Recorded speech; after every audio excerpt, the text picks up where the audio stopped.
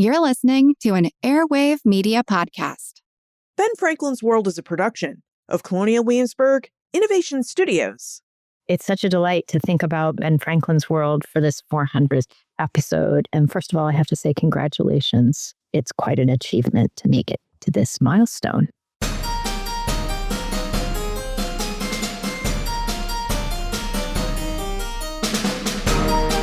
Hello, and welcome to episode 400 of Ben Franklin's World, the podcast dedicated to helping you learn more about how the people and events of our early American past have shaped the present-day world we live in. And I'm your host, Liz Covart. I feel like this one snuck up on us, but here we are at episode 400. Wow, that's a lot of episodes in our back catalog. And I have to say that most of the episodes over the years, even if they're 10 years old, they stand up pretty well. Not only is the history relevant, but even the audio stands up pretty well, so I'm pretty pleased with that. Now, to mark our achievement, we're celebrating with an episode inspired by you. Earlier this year, when I asked you the question for how you wanted to mark episode 400, you suggested that we ask a lot of different historians about their ideas on a lot of different topics. So I kind of mashed your suggestions together and Frankensteined them and came up with two questions to pose a lot of different historians.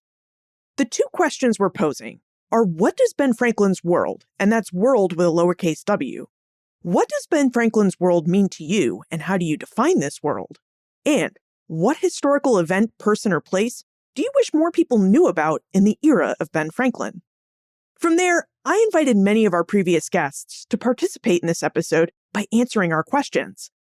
Now, what's really fun about this episode is that none of our guest historians knew who would be participating, and they didn't know what their colleagues were going to say in answer to our questions. So I think you're going to find it really fascinating to hear the differences and similarities in all of their different answers. I also think you're going to love the everyday people that our different guests highlighted because they'd really like for us to know more about them. Now, before we dive into this fascinating episode, I'd like to take a moment to thank you. Thank you for listening and for your desire to know more about early American history. I love this period, especially the American Revolutionary era. That's my jam. And it's always such a joy to get behind this mic and create new episodes for you. Because in each episode, we get to learn something new about early America, and we get to meet the historians who do the painstaking work to help us know more about how past peoples lived, how past events took place, and generally, how past societies functioned and informed our present-day world. Thank you so much for sharing your time with me and for your insatiable curiosity. You have suggested so many different topics over the years, and I know we haven't covered all of them yet, but we're working towards it. So here's to you. Congratulations on episode 400.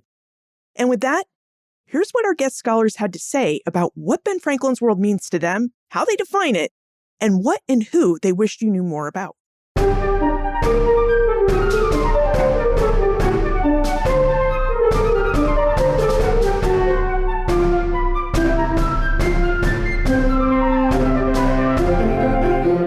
Hi, I'm Adrienne Chastain-Weimer, a professor of history at Providence College in Rhode Island. I've authored most recently A Constitutional Culture, New England and the Struggle Against Arbitrary Rule in the Restoration Empire. I'm so happy to celebrate the 400th episode of Ben Franklin's World and the incredible work that goes into this podcast. To me, Ben Franklin's World is early America in a very broad sense, a fascinating place where people were figuring out fundamental questions about survival, about cross-cultural diplomacy, about constitutionalism, and about human rights. The person I wish more people knew about is Job Katanánet. He was a Nipmuc teaching pastor at Magankog. He could preach fluently in two languages. He had mastered both Indigenous and English carpentry skills, and he escaped captivity twice. I'm Philip Reed. I'm an independent scholar, and I'm the author of The Merchant Ship in the British Atlantic and a Boston Schooner in the Royal Navy. For me, Ben Franklin's world means the Anglo-American Atlantic world, when both British America and Britain itself faced the Atlantic Ocean, not just literally, but in their basic conceptions of their own geography. The ocean separated the two, but it also connected them. It was a volatile and violent world, mixing together Europeans, Africans, and Indigenous Americans, whether they liked it or not, and forcing them to try to live and to live with each other. There were remarkable successes and abject failures. My work highlights the importance of the use of the ocean and the technology people use to travel on it and to exploit its resources. The centrality of the Atlantic itself to this world is what I emphasize. My name is Karin O'Donnell, and I'm from Arizona State University. Ben Franklin's world for me is a kind of dream. It's the dream of welcoming people into a way of thinking about history that gets us closer to the endless connectedness of the past, the chains of causality and relationships that link it all together and link it all to us. So that's the first part of the dream. And the second part is that unknowability and tangled nature would make people happy rather than impatient. This isn't scholars being opaque or difficult. It's scholars being humbled, being astonished. People are welcome to enter this world any way they'd like, and they'll find it's all one story, and it's a story we can never tell, which means we get to keep talking and reading together. So it's vast, but it's kind of cozy. And who do I wish people knew more about? I kept thinking about different people, and this morning I've been thinking about Joseph Plum Martin. So Joseph Plum Martin it is. I would like more people to know of him because when people know of him, they tend to want to know about him. Ordinary Courage, the title affixed to his memoir, might have pleased Martin. It's a good title, but Martin knew he wasn't ordinary. He knew, and his memoir reminds us that ordinary, that word, is a fiction we've made up to blunt the strangeness of the fact that the world is made up of people we can't know, but who are as real as we are. War is interesting to people, so he draws people in. And his words draw people into thinking about soldiering both as a cause and as a job, and for the most part, a terrible job. Learning about Martin as learning about big things like the Pension Act of 1818, and long before that, the Articles of Confederation. It's also learning about how one man can seethe with resentment for his country and also desperately want its love. Martin is funny and sly and angry, and he's proud of his writing, even as he disavows all education. So I would just say, here's to Joseph Plum Martin and his world, and to Ben Franklin's world, and to its 400th episode. Thank you, Karin. Next, we're going to hear from three scholars. The first is David Schmidt, who you might remember from episode 327, when we spoke with David about Ken Burns' documentary, Benjamin Franklin, which, if you haven't seen it yet, you can still watch it on PBS. David was a senior producer on that documentary, and presently, he's working as a senior producer on Ken Burns' forthcoming 6-part film series, The American Revolution. So David is someone who's really well steeped in Ben Franklin's world. The second scholar is Morgan McCullough, a recent PhD graduate from William & Mary, where she developed a research expertise in early American women's history and material culture, those everyday objects from early America. I'm really excited for you to hear from Morgan because she's the scholar who transcribes our episodes and copy edits and fact checks our transcripts. Morgan is a really fantastic editor, and she aspires to work in book publishing. So if you're a book editor, please be in touch because I'd love to introduce you to Morgan. And the third scholar that you'll hear from is our friend Colin Calloway. Colin has appeared in several episodes of Ben Franklin's World, and he's an award-winning historian and professor of history at Dartmouth College who is really well known for his work in Native American history. My name is David Schmidt. I don't know there are limits to Benjamin Franklin's world. His vision looked forward and backward, skyward, seaward, and the world over. But if I had to give Ben Franklin's world boundaries, I suppose I would suggest the Atlantic Ocean and its watershed through the entirety of the 18th century. I wish people today, myself included, could know more about the people whose names are lost to history. That we know as much as we know is a testament to the power of the written language, but literacy was kept from so many. Of people whose names we do know, I wish people today could know more about advocates for change who shared the earth with Benjamin Franklin. People like Absalom Jones and Benjamin Lay, Phyllis Wheatley, and Samson Occom. I sometimes feel there's a tendency among the living to think themselves better than those who went before. We are not. It's just that it's our turn now, and the stories of those who struggled in their time can remind us to do good work in our own. I'm Morgan McCullough, and I transcribe Ben Franklin's World. I think Ben Franklin's World, for me, is this period around the Atlantic from the late 15th to the early 19th century. And what that world has meant to me is it's been this history that's been constantly surprising me. I remember learning in undergrad that Black men and white women voted in New Jersey in the late 18th century, and that's not what I expected. And even when this history is really hard, there's disease in Indigenous communities and slavery and colonialism. There's also these stories of people and communities who persisted and who challenged those norms. And it's really an honor to continue to learn their stories and to learn that past, who I wish people knew more about. So there's this Chickasaw woman, and we don't know her name, but she was married to this guy named James Adair, and he was a British colonist and a trader in the Southeast and Indian country. And eventually he writes this book about Native people. And that book, a lot of historians use it today to write about those communities. And at one moment in the book, he says, "My wife corrected me. She said, don't get that wrong." And so he corrects it. And you have to think that throughout that whole book that he wrote, she was probably doing that a lot. And she was probably doing a lot of translation for James, both literal and cultural. And I think that his book wouldn't have existed or been possible without her. And there's a lot of Indigenous women like her who we don't know a lot about them in the sources that exist today, but they were definitely there.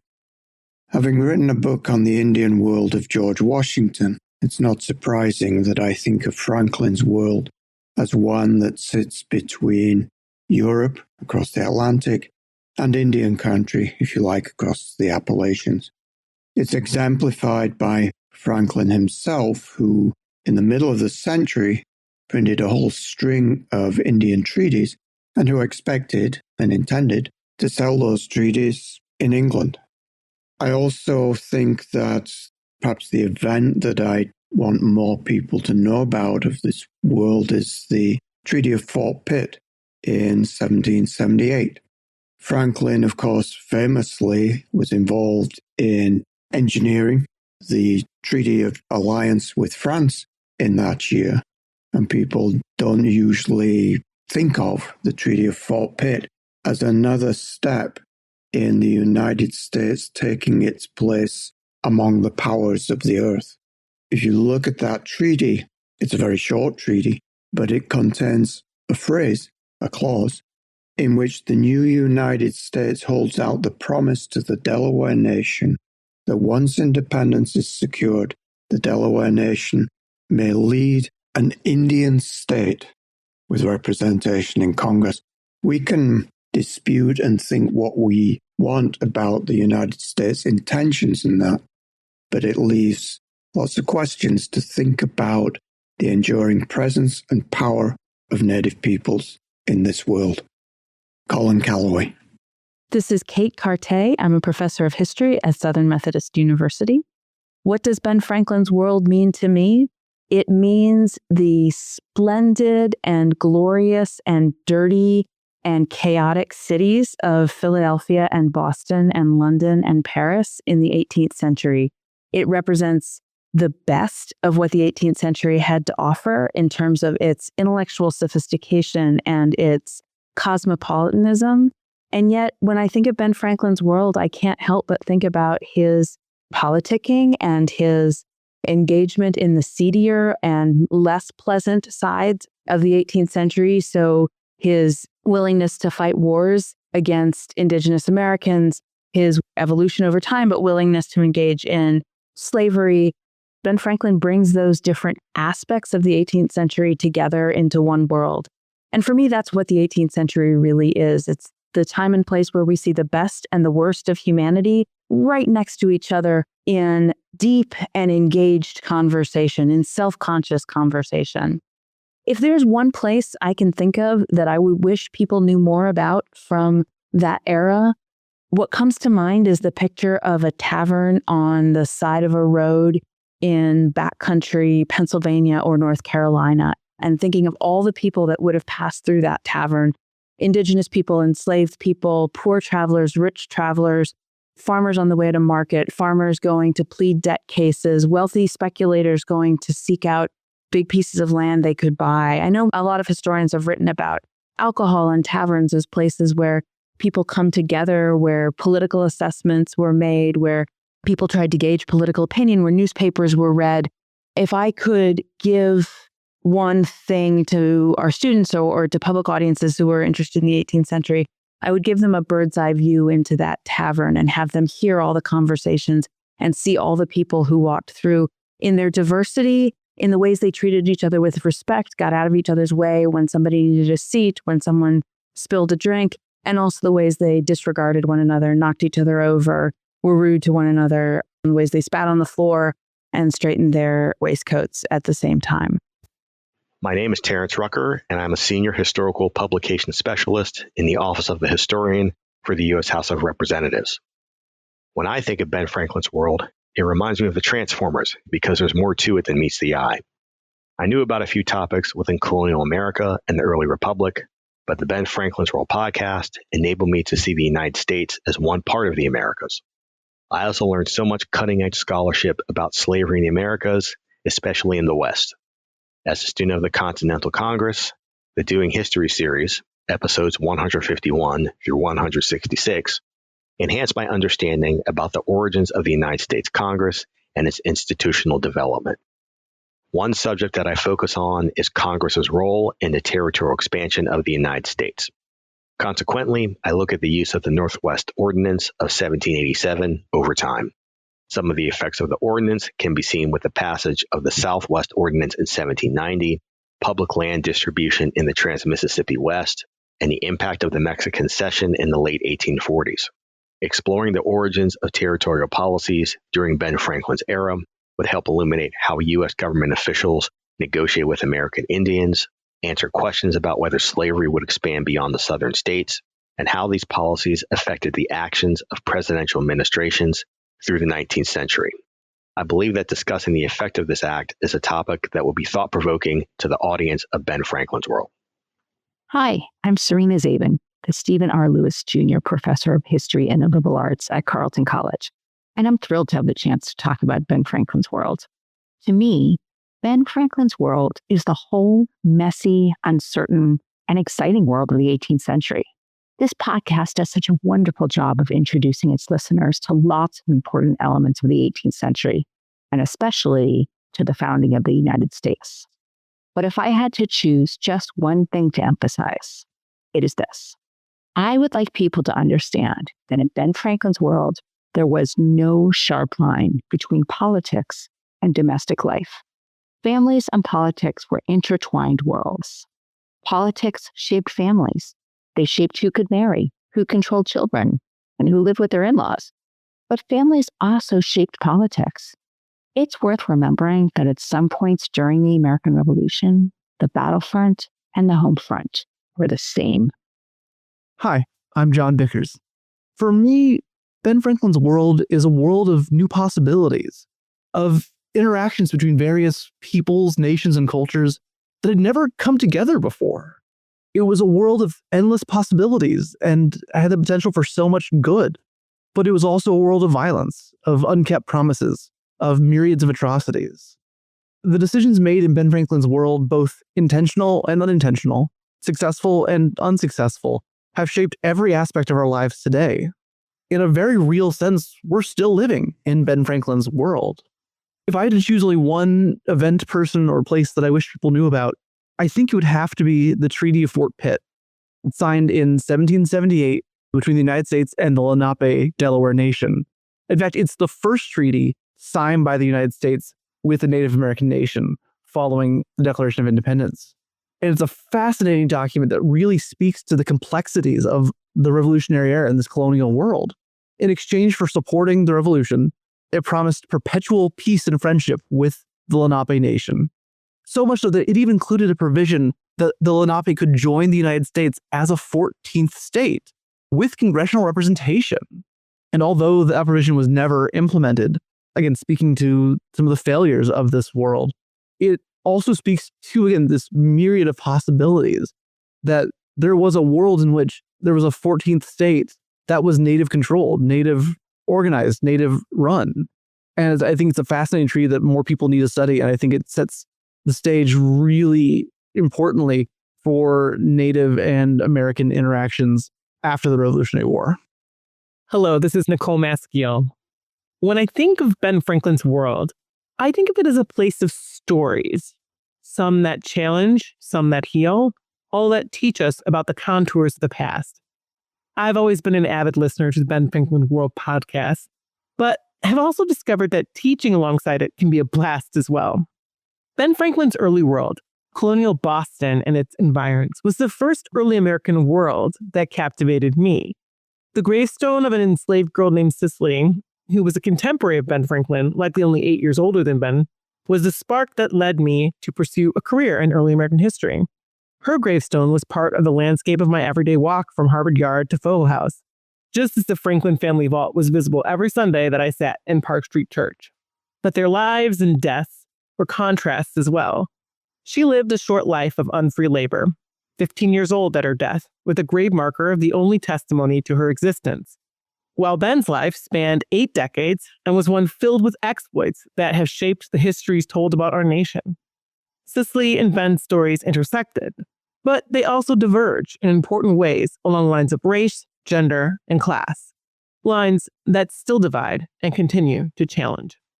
It's these myriad unnoticed people who inhabited the haunts that also surrounded Franklin, who shaped them in important ways, and whose experiences force us to reevaluate the worlds we thought we knew, that continues to pull me back into the place that we know as Ben Franklin's world. Hi, I'm Joe Edelman. As a historian who's written about Franklin, the meaning of Ben Franklin's world for me starts with the man himself. He's a great avatar of the 18th century. It seems like he tried everything. Trained as a printer, Franklin saw networks and connections as central to his life. When he couldn't solve a problem on his own, he tried to solve it with other people. He was curious about the world around him. He explored that world, from traveling the length of the Atlantic coast in North America to the time he lived in England and France. He was by no means perfect, particularly with regard to practicing slavery and his views on gender. Like him, we too should be curious about the world of early America. How did people communicate and move around? What was life like for people from the most ordinary, which is how Franklin started his life, to the most famous, which is how he ended it? And there are few better ways to honor the spirit of discovery and connection than a podcast that explores early America through conversation and community. That's why I think the person you should know more about is Mary Catherine Goddard. If you've heard of her, it's probably as the woman who printed the first version of the Declaration of Independence that had all the signers' names on it. But she's so much more. Women in early America were active throughout economic life. And as Goddard's life shows, not every woman lived out her life's work through marriage and children. After she helped her brother, the printer William Goddard, at his offices in Providence and Philadelphia, she became proprietor of her own print shop in Baltimore. There she published the Maryland Journal and served as the town's first postmistress in the Continental Post Office. Like Franklin, she too was a slaveholder. But through her life and her work in publishing, we can learn more about the complexities and contradictions that made up Ben Franklin's world. Congrats, Liz, on 400 episodes. Thank you, Joe. And thank you so much for being part of the long 10-year history of Ben Franklin's world. Now, Joe took us into the world of printing. As he mentioned, it's quite natural for a scholar of print media in the 18th century to think of Ben Franklin in Ben Franklin's world. This thought also occurred to another guest scholar, Marcia Beliciano, founding director of the Benjamin Franklin House in London. What does Ben Franklin's world mean to me, and how do I define it? The late author Jim Strodes called Benjamin Franklin the essential founder. I like that designation because he played such a pivotal role in the creation of the American project, and of course was the only founder to sign all 4 documents that created the United States. I think of him as providing the light in the Enlightenment, where his contributions marked the 18th century as the age of reason. But his world, for me, also means his impact on contemporary society. We take for granted how he influences our lives today, from lightning rods and borrowing libraries to paper currency, perfection of bifocals, and the terms battery and positive and negative charges, the checks and balances of the Constitution, and a republic if we can keep it. And what historical event, person, or place do I wish more people knew about in the era of Benjamin Franklin? Well, that could only be for me as founding director of Benjamin Franklin House. It's a workaday Georgian terrace house, its builders perhaps never imagining it would stand for nearly 300 years, and Franklin's only surviving residence anywhere in the world. It's the largest extant artifact related to Franklin and holds England's highest Grade 1 heritage rating. Shortly after arriving on Craven Street, and his full tenure would last nearly 16 years, working to find a way through negotiation between the interests of the Crown and her colonies, planting the seeds of the special relationship between the U.S. and the U.K., Franklin wrote something I love to his sister. Faith, he said, is the ground floor. Hope is up one pair of stairs. Don't delight so much to dwell in lower rooms, but get as fast as you can to the top, for in truth the best room in the house is charity. His humor ever shines through. For my part, he continued, I wish the house were turned upside down. 'Tis so difficult when one is fat to get upstairs. And not only so, but I imagine hope and faith may be more firmly built on charity than charity upon faith and hope. However that may be, I think it a better reading to say, raise faith and hope one story higher. It's this abiding faith in what we can do with determination as a small independent organization, which has led to some significant results with the help of an exceptional team at the house and dedicated volunteers since opening on Franklin's 300th birthday in 2006. Mary Beth Norton, retired from Cornell University.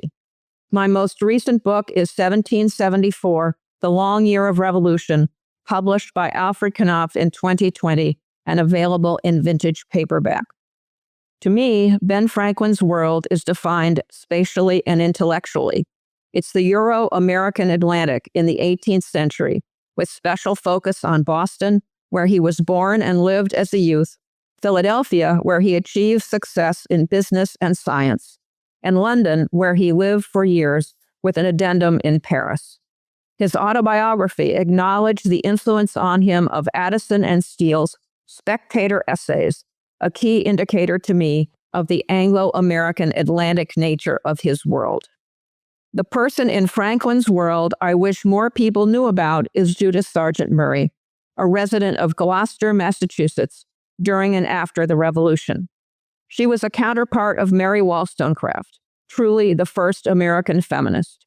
She advocated for improved women's education and wrote an essay titled On the Equality of the Sexes in the 1770s. Sheila Skemp has written 2 biographical studies of her, one including a selection of her writings, and both of which I recommend. I am Marcus Nebius, Associate Professor of History, jointly appointed to the faculties of the Kinder Institute on Constitutional Democracy and the Department of History at the University of Missouri. I am the author of City of Refuge, Slavery and Petit Marinage in the Great Dismal Swamp, 1763 to 1856, published by the University of Georgia Press in 2020. What is the meaning of Ben Franklin's world to me? It reflects a history of momentous change in the 18th century Atlantic world. Put plainly, we often speak of revolution, of an age of revolutions. Ben Franklin's world was exactly that, an age of significant change. Having written about an obscure swamp which straddles the border of Virginia and North Carolina at perhaps the twilight of Ben Franklin's life and well into the 19th century, I've turned my attention to perhaps the most important colony in the British Atlantic world in the 18th century, Jamaica. I've done so in part because I wrote about the Great Dismal Swamp with the question of marinage top of mind. And in the story that I rendered in City of Refuge, I learned quite a bit about the way in which enslaved people's resistance and enslaved people's daily lives within slavery characterized the Great Dismal Swamp and the efforts of the many who stood up land and canal companies to extract the swamp's various natural resources. I'm presently interested in Jamaica because it allows for me to turn my attention to the subject of marinage more broadly in key ways. I'm quite interested in the way in which we can go beyond the slavery resistance binary in some ways by featuring Maroons and Marronage in the history of the British Atlantic world. I'm particularly interested in that world's contests for power and political legitimacy and cultural preservation. It's these histories that I'm currently studying as I prepare my latest book manuscript. Hopefully, I'll be able to accomplish that within the next several years, but it certainly allows for me to bring new attention, perhaps, to Ben Franklin's world. This is Kathleen Duvall answering the second question. I wish more people knew about Priscilla Mason. Priscilla Mason was a student at the Young Ladies Academy of Philadelphia after the Revolution. She graduated in May of 1793, and she gave a graduation speech in which she accused men of holding women back. She said, "Our high and mighty lords have denied us the means of knowledge and then reproached us for the want of it. Being the stronger party, they early seized the scepter and the sword. With these, they gave laws to society. They denied women the advantage of a liberal education and doomed the sex to servile or frivolous employments on purpose to degrade their minds, that they themselves might hold unrivaled the power and preeminence they had usurped." Now, Priscilla Mason was hopeful. She thought things were changing in 1793. But we really don't know anything about Priscilla Mason except for this speech. And that really shows that things weren't changing all that much for young women. They weren't changing enough that she could go on to fulfill her ambitions and enter the professions. Karin Wulf, John Carter Brown Library and Brown University. It's such a delight to think about Ben Franklin's world for this 400th episode. And first of all, I have to say congratulations, Liz. It's quite an achievement to make it to this milestone. Ben Franklin's world was such a complex place. And I think what it means to me is that we acknowledge that complexity. Franklin himself may seem the ultimate man of rationality, a scientist, a printer, a diplomat, a politician, someone who made his way through the world with purpose. But the world that he was making his way through was so complicated, and he acknowledged that complication, that complexity. He understood its diversity and the challenges inherent in living in a world that's diverse, in which people are trying to make the best of sometimes very difficult situations. I think what Ben Franklin's World, the podcast, does best is really convey that complexity. When I look at the last episodes, even just this year, you think about Nikki Eustace talking about Indigenous justice, and you think about Jonathan Ganath talking about the Constitution and interpretations thereof.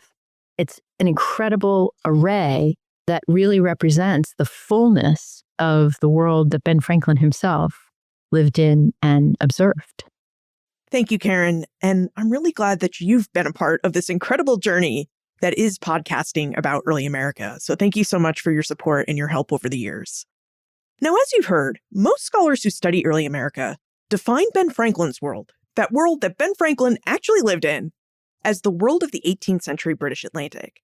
And they aren't wrong. This is the world that Benjamin Franklin actually lived in and he interacted with. However, my graduate advisor, Alan Taylor, and my California professors and classmates would never forgive me if I left out the even larger worlds that British North America and Benjamin Franklin were a part of. And those are the wider worlds of Indigenous and Spanish North America. And our last guest historian studies these worlds, and he offers a very thoughtful and different point of view from our other guests. My name is Esteban Rael Galvez, and I'm the executive director of Native Bound Unbound, where we are creating a digital archive and repository centered on the lives of the enslaved Indigenous people across the Americas. Ben Franklin looms large in the national narrative and consciousness. To quote from the musical of another founding father, Franklin was often in the room where it happened, meaning he was at the forefront of so many of the key events that would define the foundations of what would become the United States of America. He was there drafting the Declaration of Independence, the Constitution, the Treaty of Paris. No wonder he was not just the $10 founding father, but the $100 founding father. It's hard not to think of that man who counted among his favorite books, Plutarch's Lives, which was based on a key premise that individual endeavor can change the course of history for the better. The image I have, however, of Franklin, and when I think of the world that he created, is of a man driven by curiosity, inventive, entrepreneurial, and an unshakable moral compass, at least publicly. Though I'm not in any way a historian of Benjamin Franklin or early colonial U.S., yet I can imagine that he was not every bit as flawed as other men made of flesh and bone. But of all the founding fathers, there is something about him that is just so core to the values that underpin and define the United States. When I think of that image of Franklin, though, I actually see reflections of him in some of the old men and women I grew up with in the villages of northern New Mexico, including my dad, who loved to read and still does at 97, who values education more than anything, who I witnessed inventing out of necessity, who always absorbs the achievements of those around him, who raises leading questions rather than argue, subtly navigating others towards solutions. Even Franklin's calculated diplomacy of what seems endemic to a farmer, who looks to the sky and to the ground, to the seasons, and thinks always of possibilities in the face of changes. When I think of the places I wish more people knew about, of course, I think of where I sit today in Santa Fe, New Mexico, known in Franklin's era as the northern part of New Spain, contemporary Mexico, a place that would be taken in a war of aggression against Mexico less than 60 years after Franklin's death, a place that is older than Boston and Philadelphia or any of the 13 colonies. Interesting to think that even though places like Santa Fe and Taos were centuries older, Albuquerque was settled the same year that Franklin was born in 1706. Of course, I also think of all of the indigenous lands and communities that existed in that era throughout what would become the United States, sovereign settings of communities fighting the expansion of the U.S. that was already set in motion in that era. When I think of contemporaneous events to Franklin, those I wish others would know about, I think of the Dominguez Escalante expedition of 1776, taken to find an overland route from Santa Fe, New Mexico to Monterey, California. I think of the monumental changes indigenous communities endured during the 18th century, many living at the violent edges of U.S. empire. I think of the 7 Years' War and of Franklin's political cartoon, Join or Die. I want people to know more about the Iroquois and the Wabanaki confederacies, both influential in the war on the British and the French, respectively. I think of the role that indigenous people and Hispanic people from places like Florida and New Mexico had on the American Revolution.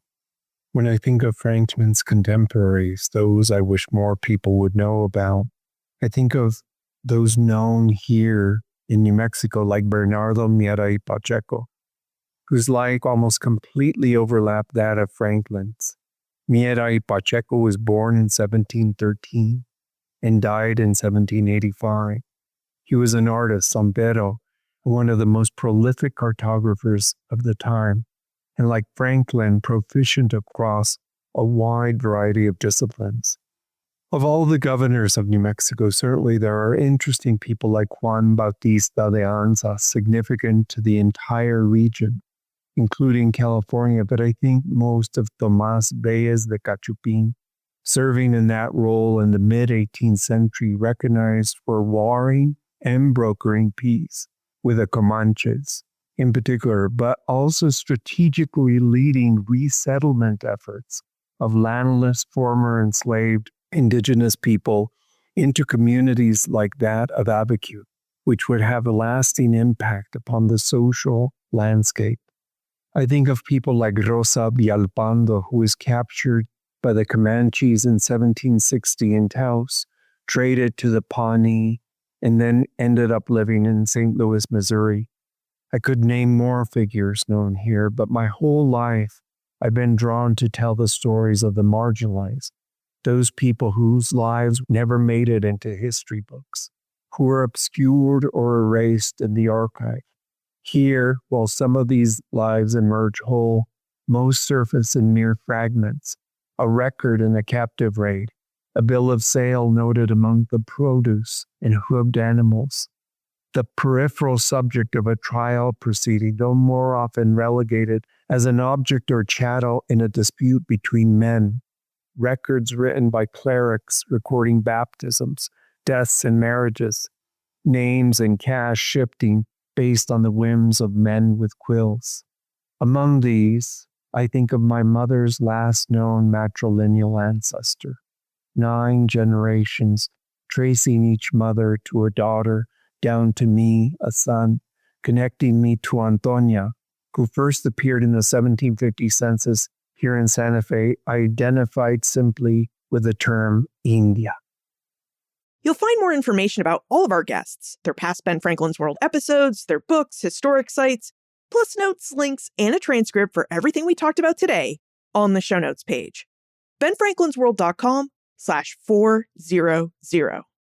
This is episode 400, which means I've been reflecting a lot on the last 10 years and 400 episodes of this show. And although I think about this quite often, I would like to take a moment to thank the Omohundro Institute and our current sponsor, the Colonial Williamsburg Foundation, for all of their support over the years. They have seen the value in this work, and they have paid to not only keep the show going with all the apps and hosting fees and things that go on the production side of the show, but they've also paid me to produce Ben Franklin's World.